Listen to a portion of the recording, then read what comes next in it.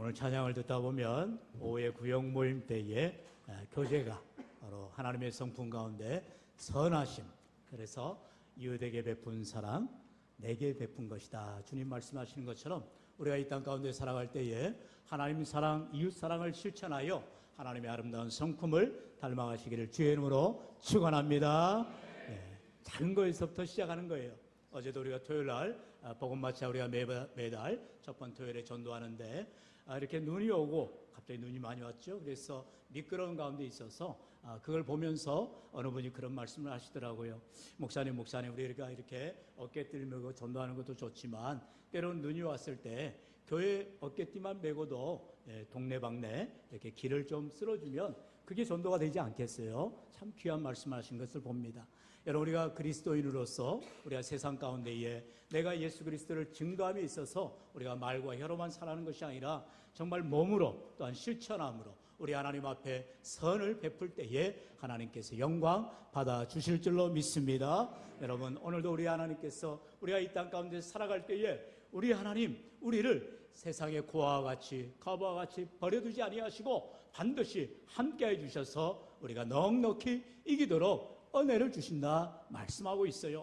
우리가 2주 전인가요? 우리가 하나님께서 이제 여호수아 갈렙이라고 하는 두 명의 정탐꾼의 귀한 믿음의 보고를 통하여서 하나님이 함께 하실 때에 저들은 우리의 밥입니다라는 위대한 고백을 하게 되지요. 거기에서도 우리가 이기리라, 능히 이기리라 말씀을 통하여 우리가 다시 한번 믿음의 확신을 갖게 되었습니다. 오늘은 사도 바울을 통하여서 참으로 우리 이 땅 가운데에 원치 않는 여러 가지 고난과 환난을 만나게 됩니다. 여러분, 지난 주간에도 설 연휴에 얼마나 들뜨고 이제 가족을 만나고 기쁨으로 이렇게 여행도 하고 기쁨의 시간들을 가져야 되는데 그만 28일 날 이렇게 김해공항에서 또 화재가 나고 너무나도 어수선한 가운데 한 주간 우리가 보내야만 했습니다.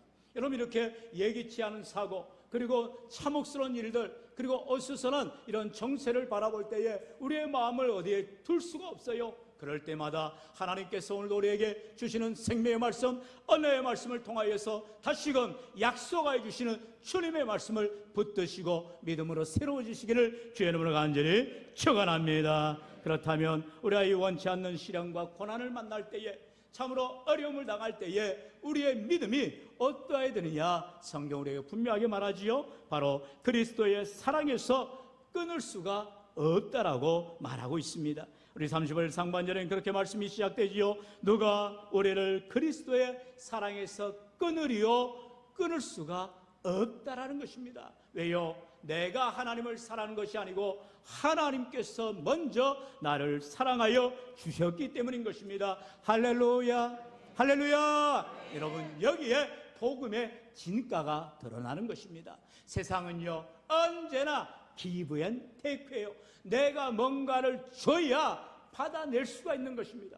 내가 노동력을 줘야 거기에 따른 삭스를 받아내듯이 세상은요 철저하게 이러한 give and take의 관계 속에 있습니다.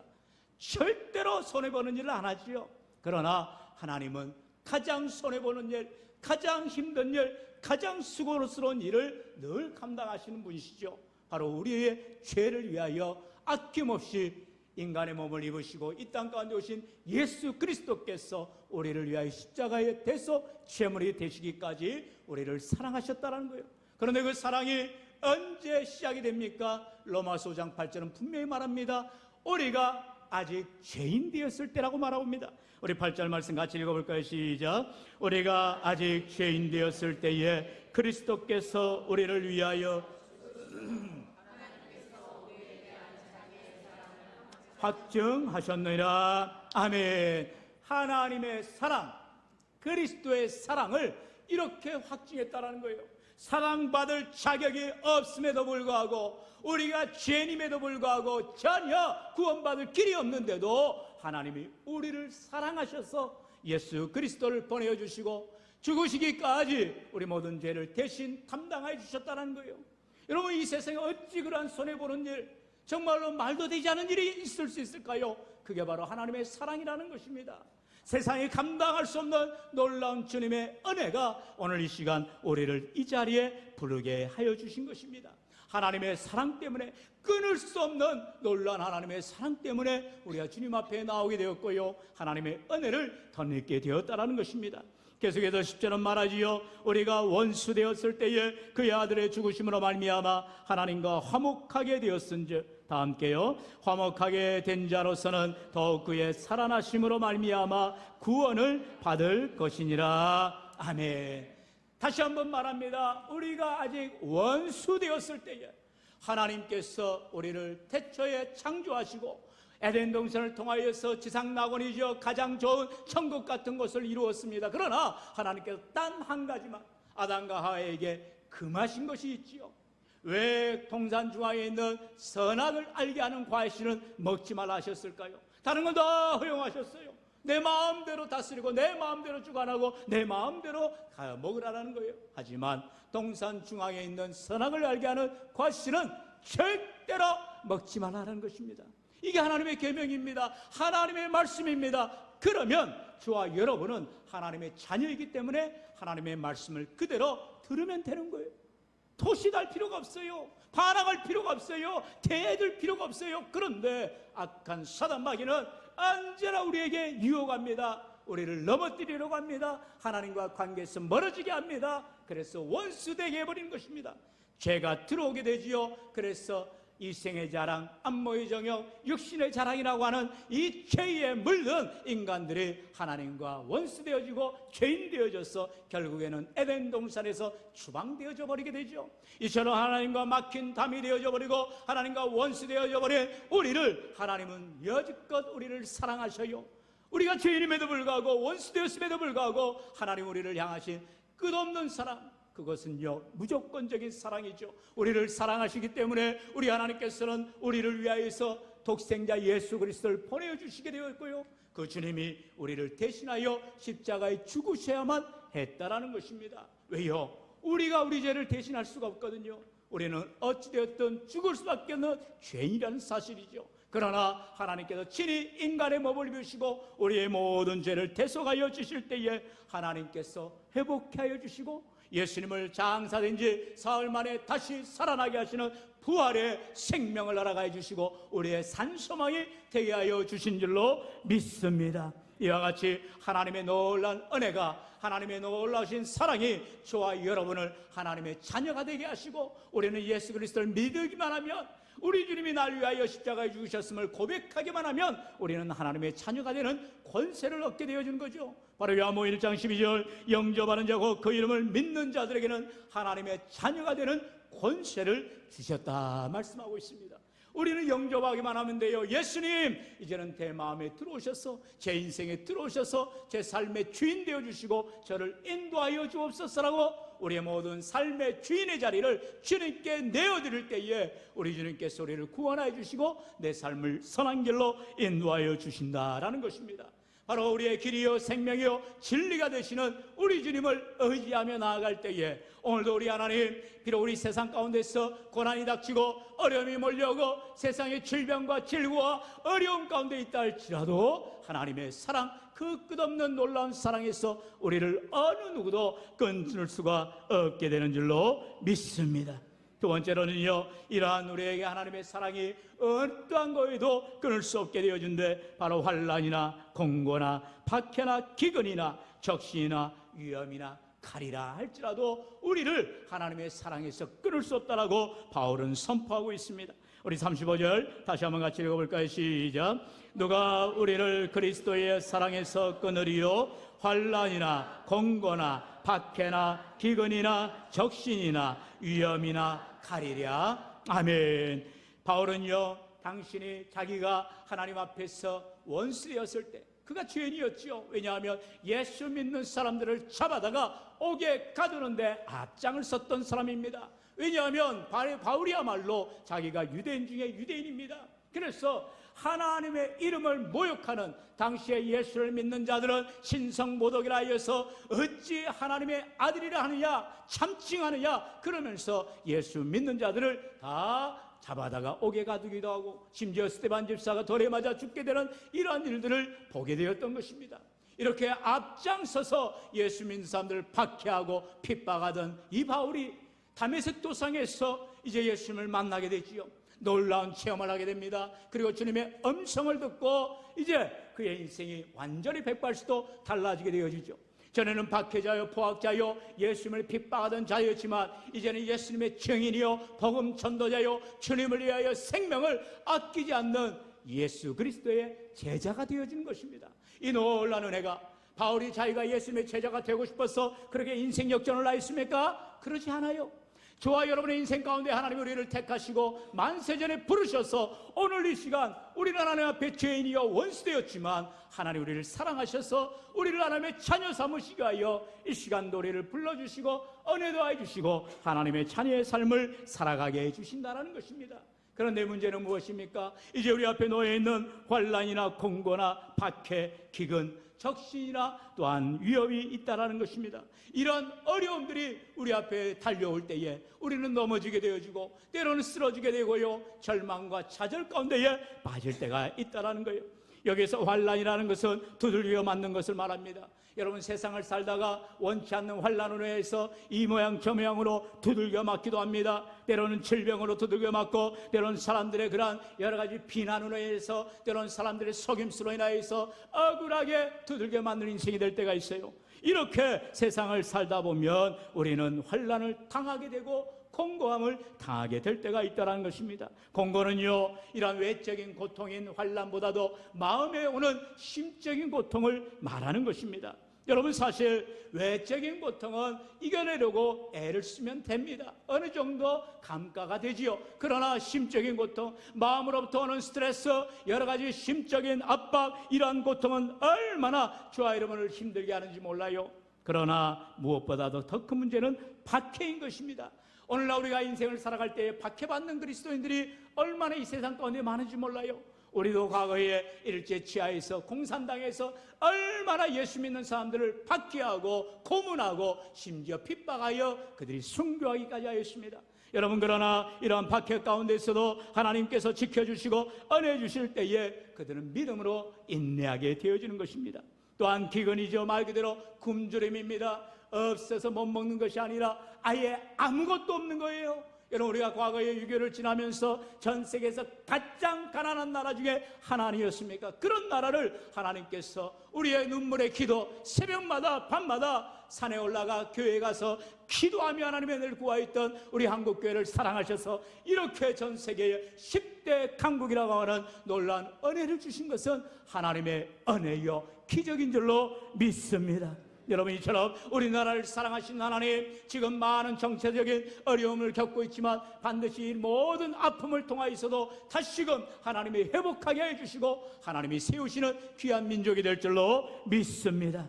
여러분, 사도 바울은 이와 같은 환난과 공고와 박해, 모든 기근과 특별히 그에게 당하는 위험이 많았어요. 그래서 사도 바울은 고린도후서에 이와 같이 고백하지요. 우리 11장 23절로 27절의 말씀을 저 아래 완절시켜주고 봅니다.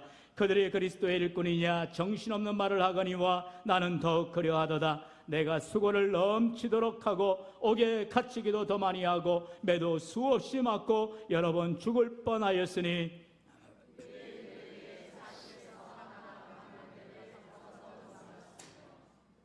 세 번 태장으로 맞고 한 번 돌로 맞고 세 번 파손하고 일주야를 깊은 바다에서 지냈으며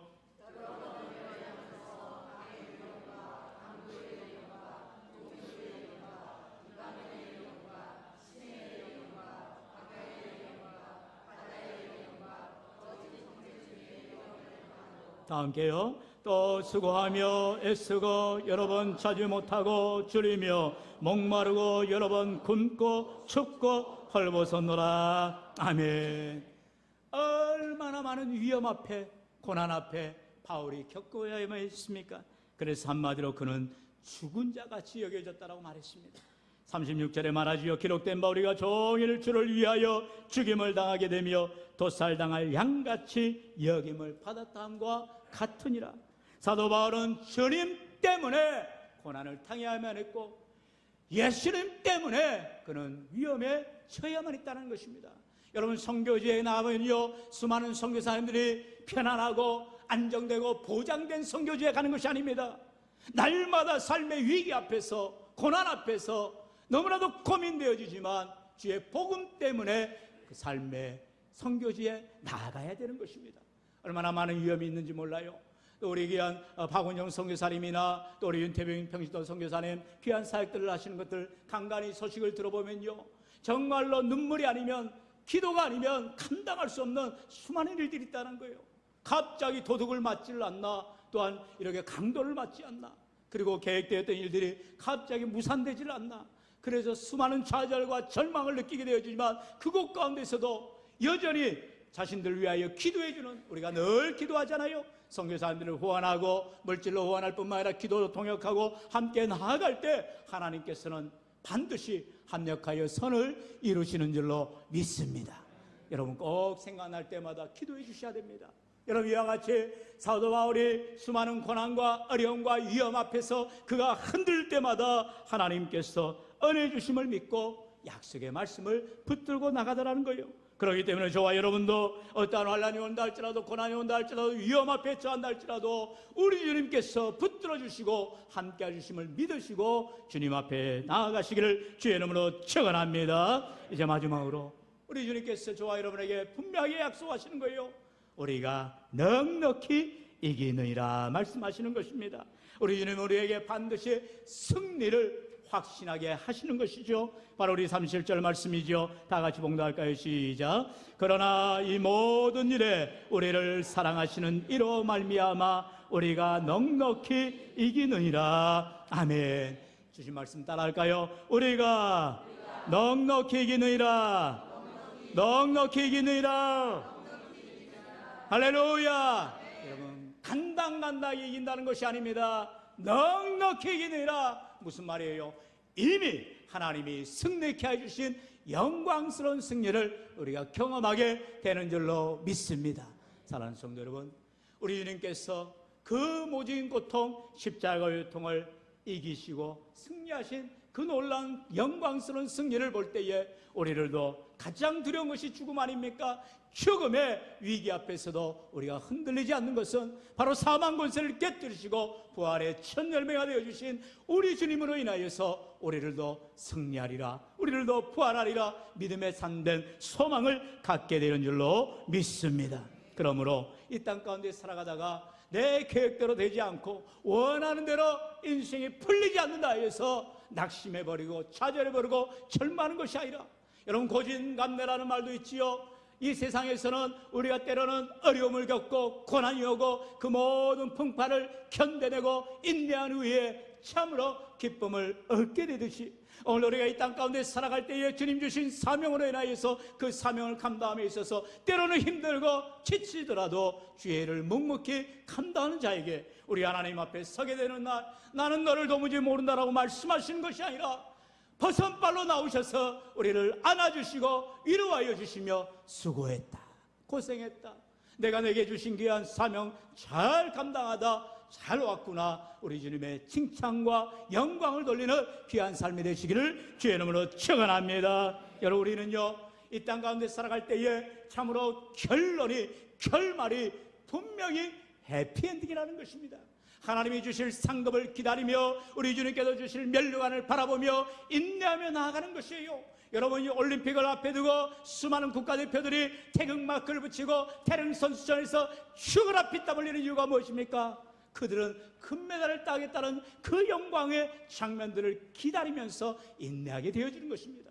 오늘 우리 인생의 길에서 주님이 주신 귀한 사명을 감당함에 있어서 열심히 달려갈 길을 달려갈 때에 우리 주님 앞에 서게 될 때에 반드시 상 주시는 하나님, 우리에게 축복해 주시는 하나님, 우리에게 생명의 면류관으로, 의의 면류관으로, 금면류관으로 우리를 씌워주실 날을 기대하며 믿음으로 살아가시기를 축원합니다. 그래서 바울은요 이러한 모든 고통과 괴로움이 어려움이 있다 할지라도 담대하게 선포하는 것입니다. 우리 함께 38절 39절 같이 읽어볼까요? 시작. 내가 확신하노니 사망이나 생명이나 천사들이나 권세자들이나 현재일이나 장래일이나 능력이나 높음이나 깊음이나 다른 어떤 피조물이라도 우리를 우리 주 그리스도 예수 안에 있는 하나님의 사랑에서 끊을 수 없느니라. 아멘.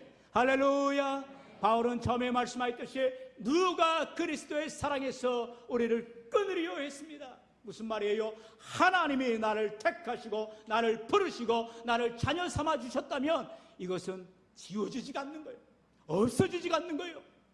하나님의 약속을 붙들고 우리가 살아갈 때, 때론 내가 쓰러지고 넘어질 때가 있죠. 내가 실수하고 잘못할 때가 있죠. 그럴지라도 하나님은 우리를 안아주시고 이루하여 주시고 하나님의 놀라운 사랑으로 말미암아 하나님의 사랑에서 어느 누구도 끊어지지 아니하고 우리의 이름이 생명책에 기록되는 것을 여러분들이 반드시 기억하시고 주님 앞에 서게 될 때에 착하고 충성된 종으로 잘하였도다라고 우리 주님 앞에 칭찬과 영광과 존귀함을 반드시 돌리게 될 줄로 믿습니다. 그러면 어떠한 절망이 온다 할지라도 지금 당장 해결되지 않은 문제들로 인해서 시달리고 힘들고 고통스럽다 할지라도 이 모든 일들은 지나갑니다. 그리고 하나님의 뜻대로 이루어 주시는 것입니다. 27절에 28절에 뭐라고 말해요? 우리가 알거니와 하나님을 사랑하는 자 곧 그의 뜻대로 부르심을 입은 자들에게는 모든 것이 합력하여 선을 이루게 해주신다 말씀하세요. 여기서 꼭 기억해야 될 것은 하나님께서 이루어 주신다는 거예요. 모든 것을 합력하여서 선을 이루어 가시는 하나님이세요. 저와 여러분의 이 세상의 종교와 다른 믿음의 생활, 신앙생활하는 이유는 바로 여기에 있는 것입니다. 우리 하나님은요, 우리의 삶의 모습을 통하여서 결과를 주시는 것이 아니라 이미 승리하신 하나님, 넉넉히 이기게 하신 하나님, 예수 그리스도의 승리를 바라보며 부활의 영광을 바라보며 나도 승리하리라, 나도 부활하리라 소망하며 나아갈 때에 우리 하나님께서 반드시 결과적으로 클라이막스의 삶으로, 최고의 삶으로, 승리의 삶으로 우리로 하여금 넉넉히 이기는 승리자가 되게 해주실 줄로 믿습니다. 여러분, 경기하다 보면요 실패를 했어요. 메달을 박탈당했어요. 왜요? 부정으로 인해서 다른 사람이 금메달을 뺏어갈 때가 있어요. 이번에도 우리가 올림픽을 보았잖아요. 수십 년 만에 다시 리플레이하고 다시 확인해서 페어 플레이죠. 박탈되었던 사람이 다시 메달을 확보하게 되는 것을 보게 됩니다. 우리 주님은 그와 같으신 분이에요. 사람의 눈은 때로는 실수할 수 있고 때로는 잘 모를 수 있고 때로는 잘못할 수가 있어요. 그러나 하나님은 아십니다. 저와 여러분을 아시는 하나님, 불꽃 같은 눈으로 우리를 지켜보시며 우리의 마음에 폐물을 찔러서 우리의 심장을, 우리의 마음을 꿰뚫어 보시는 하나님께서, 하나님이 다 우리가 하나님 앞에 서게 될 때에 내가 너를 안다, 너를 나를 위하여 참으로 수고했다라고 인정하신다면 그것으로 되는 거예요. 그러므로 오늘 우리가 이 땅 가운데 살아갈 때에 주어진 귀한 사명을 묵묵히 감당하시되 믿음으로 한 발자국 한 발자국 주님을 바라보며 승리하며 나아가시기를 주의 이름으로 간절히 축원합니다. 축원합니다.